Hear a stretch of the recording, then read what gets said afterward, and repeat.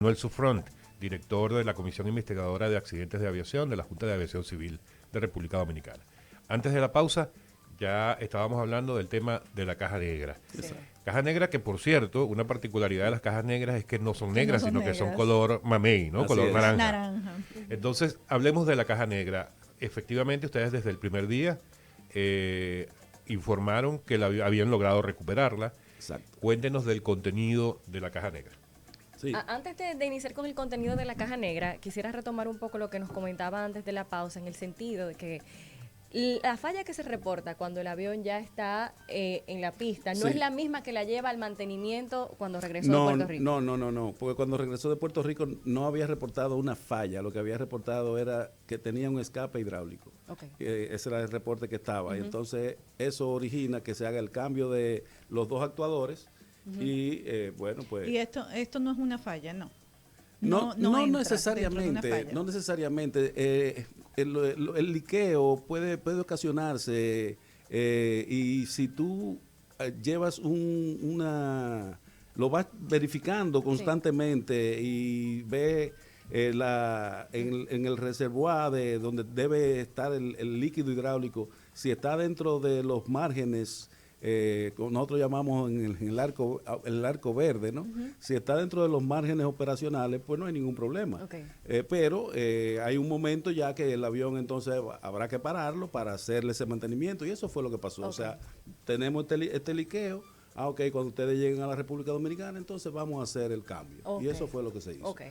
Pero ya con el avión habiendo sido retornado a servicio después del mantenimiento, entonces ahí es cuando el spoiler del lado derecho se queda arriba y el izquierdo todo baja. Entonces sigue el taxeo del carreteo de la aeronave hacia la pista y me imagino que habrán tenido los avisos que deben tener en cuanto a ese desfase de un sistema. Hay un sistema que debería estar todo abajo y tiene uno arriba y otro abajo, y ahí hay un problema de configuración automáticamente que va a dar un mensaje. Entonces ese mensaje, si lo dio o no lo dio, nosotros lo vamos a ver cuando analicemos las cajas negras. Y ahí hicimos la pausa porque ahí entonces entra explicar qué es la caja negra. Son dos. Hay una que graba todos los sistemas, el funcionamiento de los sistemas, y hay otra que graba toda la parte de comunicación, tanto la comunicación entre los tripulantes como la comunicación con las torres de control y los centros de control. Entonces, nosotros extraemos esa información se transcribe porque lo que es data no viene con códigos. Esos códigos deben ser leídos y actualizados y puestos en una forma que uno pueda entender que 0342 significa que el tren subió. Entonces, esos códigos hay que leerlos y abrirlos. Lo mismo que con la comunicación. Entonces, ¿qué pasa? Nosotros cogemos las dos cajas o las dos informaciones y las sobreponemos una con otra. Cuestión de que cuando hay una voz que dice tren arriba, pues entonces la palanca del tren debe accionar, el sistema del tren debe operar hasta que muestre que las ruedas subieron. Sí, tiene que haber un match perfecto. Entonces se tiene que ambas. matchar. ¿Por qué? Porque puede ser que el capitán diga tren arriba y no haya habido ninguna acción. Entonces dice, ok, entonces o el tren no funcionó o el primer oficial no subió el tren. Entonces ahí es una parte que nosotros debemos prestar atención. Esto es un ejemplo. Eso no fue lo que pasó. Sí, correcto. General, la mayoría, bueno, no, esto lo voy a decir al final. Vamos a seguir haciendo el mismo recorrido para no perder la ruta. Ok. Todo hace indicar, y esto es una opinión mía, por todo lo que usted nos ha comentado de para qué sirven los alerones, todo este tema, esa posible falla antes del despegue y todo esto, que esa pieza que no bajó y que ha debido bajar en una de las alas, en el momento del despegue, y bueno, y mientras duró el vuelo, eso evidentemente podría estar frenando un lado del avión e inestabilizándolo, porque, o sea, una ala va bien y la otra va frenando. Sí. ¿Verdad? Ustedes han ido al supermercado, Sí. Claro. que a veces le toca el carrito que tiene la rueda frenada de la terrible. derecha y mantenerlo derecho es terrible, ¿verdad? Sí. Sí. Es eso. O sea, hay un ala que está volando perfectamente Y la otra frenada. y la otra no está volando porque está frenada y tiene una resistencia parásita que no le permite dar el 100% para lo que fue creada el ala. El ala fue creada para volar. Entonces, cuando pasa eso, hay una simetría entre las dos alas y eso crea que haya un problema de control. Entonces, ese problema de control, ellos lo perciben inmediatamente, el avión se va al aire. Porque inmediatamente el avión se va al aire, el ala derecha quiere caerse.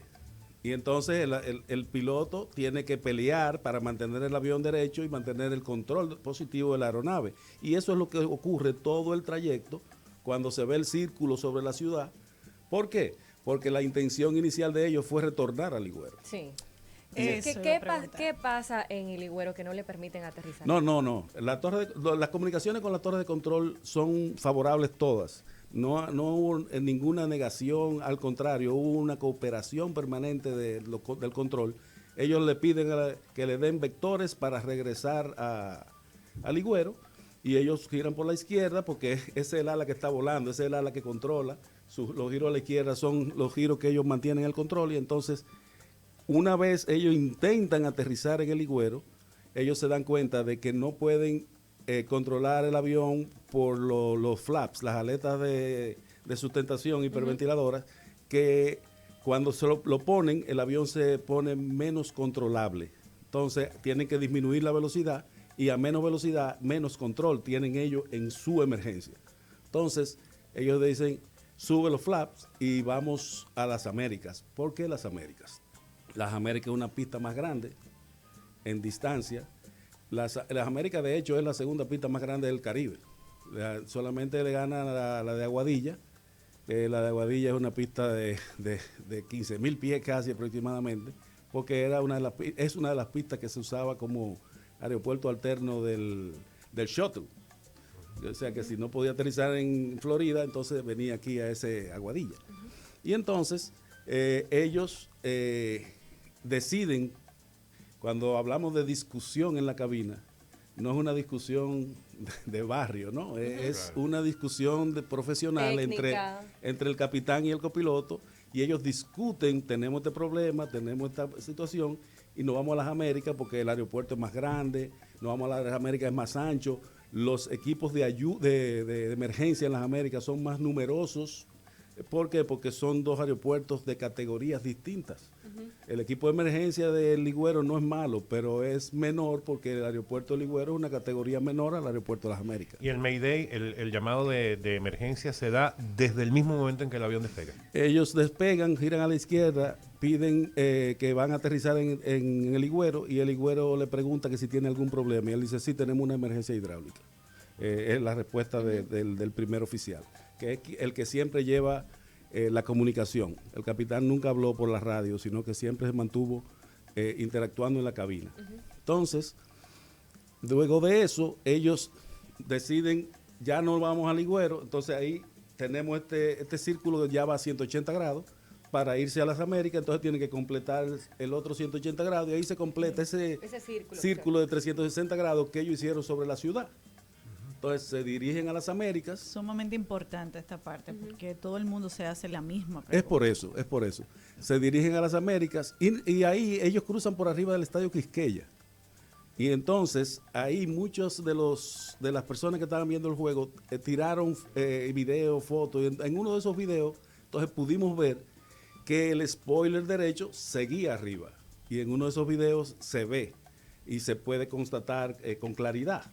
Entonces obtuvimos ese video de esa persona que, bueno, nos sirve automáticamente de una persona que nos puede dar información y nosotros la entrevistamos y esas cosas. Entonces, sigue hacia las Américas y las Américas, el centro de las Américas le dice que la pista en uso es la 17 y que confirmen las intenciones. Entonces, él le dice, no, yo no puedo la 17. Yo voy a la 35. La 17 es aterrizando de la tierra hacia el mar, de norte a sur. Y la 35, eso es por los grados, 350 grados, apuntando desde el sur hacia el norte. Entonces, ellos eligen la 35 desde el sur hacia el norte, porque vienen en el mar ya, y ahí, girando a la izquierda, pues les es más fácil. ellos le prestan la asistencia necesaria. Todos los aviones que estaban en el aire, el centro de control los desvía y los pone en patrones de espera hacia el este, hacia el norte, le asigna alturas distintas y le limpia el aeropuerto. General, en la simulación de vuelo que ustedes presentaron ayer, se pueden ver una serie de parámetros, vamos a llamarle, en la parte inferior de ese video. Hay 2 parámetros ahí.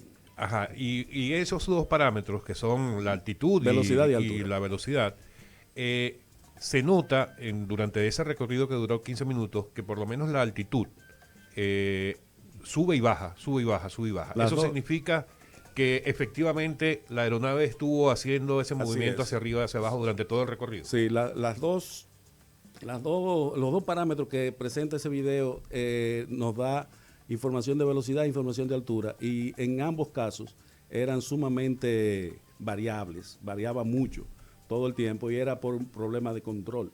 Ellos bajaban la velocidad, aumentaba el problema de control, subían la velocidad, entonces ellos se mantuvieron jugando entre 180 a 210 nudos más o menos, pero para aterrizar tenían que bajar la velocidad a 150, 140, y entonces ahí es donde estaba el problema mayor. Entonces se dirigen hacia la pista, llega un momento que ellos llegan sobre la pista girando a la izquierda, no pueden entrar a la pista, el tren de aterrizaje estaba abajo, y ya al final entonces ellos chocan, impactan con los árboles y luego con el terreno. El fuego es posterior al impacto. ¿Por qué tanto fuego? Bueno, porque la aeronave estaba con suficiente combustible, tenía aproximadamente casi 17,000 libras de combustible, y eso realmente es una bomba de tiempo, es una bomba. Claro. General, esto que presentaron fue un informe preliminar, como usted bien decía. ¿Cuánto tiempo debe transcurrir para ya un informe definitivo de la investigación? Realmente no hay un tiempo establecido para ello, pero los avances que estamos teniendo, como yo veo las cosas, yo entiendo que nosotros podemos estar en condición de brindar un informe final entre 9 y 11 meses. Entre 9 y 11 meses. Sí. Wow, un tiempo largo. Es así, y puede ser, no puede ser menor, puede ser mayor. Porque, ¿qué ustedes van a evaluar ahora? Bueno, ahora lo que entramos es a la parte de los actuadores, la pieza clave. Los actuadores que se cambiaron, nosotros tenemos los actuadores que le pusieron a la aeronave, que fueron recuperados de los restos del lugar del accidente. Tenemos esos actuadores, tenemos los actuadores que se le quitaron a la aeronave, tenemos los actuadores que están en la ala izquierda también. Entonces esos actuadores nos van a dar a nosotros mucha información, porque esos actuadores nos van a decir en qué condiciones se encontraban cada uno de ellos. Los actuadores, si nos ponemos a ver, es como un gato hidráulico. El gato no el que es como la tijereta de los carros, sino como el que es que va subiendo, como un amortiguador. El amortiguador. Entonces, cuando cuando sube, pues hay presión hidráulica, eso se extiende y se lleva consigo esa superficie sobre el ala y lo abre. Cuando ellos se retraen, entonces lo que pasa es que la presión hidráulica cede y ellos se retraen hasta que se aseguran adentro. Entonces ese es el mecanismo. Entonces vamos a ver cómo estaban esos actuadores, no solamente los que pusieron, sino los que quitaron, por qué lo quitaron, etcétera, etcétera. Ver cuál fue el procedimiento que se utilizó en el mantenimiento, ver toda la parte operacional de eso, pero también vamos a ver la parte del factor humano, el factor humano que incide en cada uno de los accidentes del mundo, porque donde una máquina la diseña un humano, la construyen humanos, la mantienen humanos, la operan humanos, lógicamente que en cada uno de los problemas que tengamos va a haber un factor humano envuelto en el accidente o en el incidente. Entonces, en este caso, nosotros vamos a chequear en la parte del factor humano lo que es entrenamiento de esa tripulación, experiencia de la tripulación, tiempo en servicio esa tripulación, pero no solamente ese día, sino el día anterior, las 72 horas antes. Nos vamos a ir atrás un mes antes, 6 meses antes, a ver la rutina de vuelo que tenían y así nosotros poder saber si había algo de fatiga, no había fatiga, y eso es importante en esta investigación. General, con el permiso de Cari y Noribel, voy a hacerle 2 preguntas No hay de problema. una vez, que son preguntas importantes y complicadas, lo reconozco de antemano, pero ha salido mucho eso desde el mismo momento del accidente. Lo primero es lo que tenía que ver con la joven que lamentablemente murió y que iba a bordo como azafata, como tripulante de cabina. Y la pregunta con respecto a ella es que, incluso yo tengo información de que efectivamente ella ni siquiera había terminado el curso de tripulante de cabina.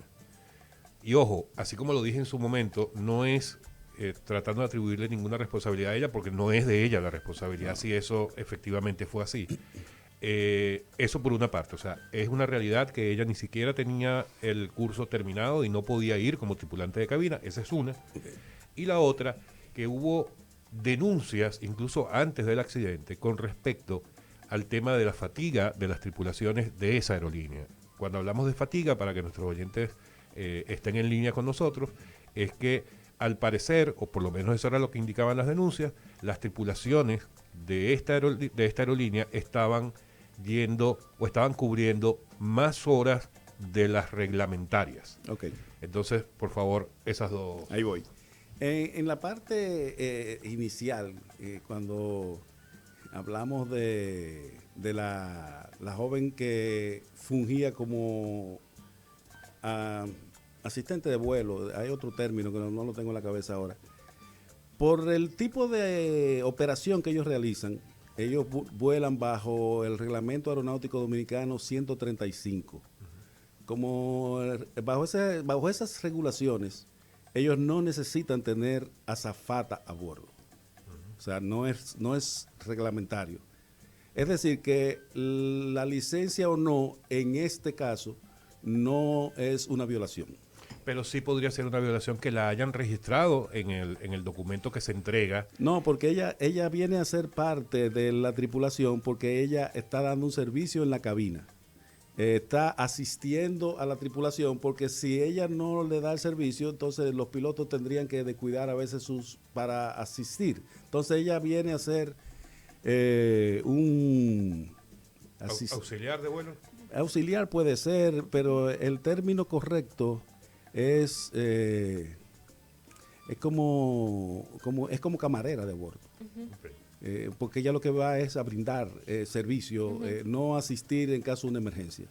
Pero llamó poderosamente la atención el hecho de que cuando el IDOSA da, o sea, su informe preliminar y está diciendo, o sea, lo mal que se siente con la situación. Se manejaron dos listas. Exactamente, se manejan 2 listas. Entonces, esto lógicamente llamó la atención de todos. Sí, pero nosotros trabajamos la lista oficial. La lista oficial es 3 tripulantes y 6 pasajeros. Y ella es parte de la tripulación. Que por el tipo de operación que estaban haciendo no necesitaba estar licenciada en ese sentido. Es decir, que ahí no incurrieron en ninguna irregularidad. Ahí no. Incurrieron en una irregularidad comunicacional porque Exacto, eso ellos sí. como que dijeron, oye, nos equivocamos, vamos a corregir Y esto. todo el entonces mundo cambiaron. le cayó encima. La primera decía que ella era una pasajera. O sea, Sí, así ella es. estaba como una pasajera. Pero ya después, al otro día, cuando No, ella- al revés. La primera comunicación de ellos es que eran 3 tripulantes. Sí, incluyendo la Y después dijeron que eran 2 tripulantes y 7 pasajeros. Así Ah, es. sí, Eso fue así, fue el fue así, cambio fue que así, hicieron. fue así. Sí, Tiene- pero el tiene toda la documento, razón. el documento oficial de salida, el que está sellado por migración, es 3 tripulantes y 6 pasajeros. Ok.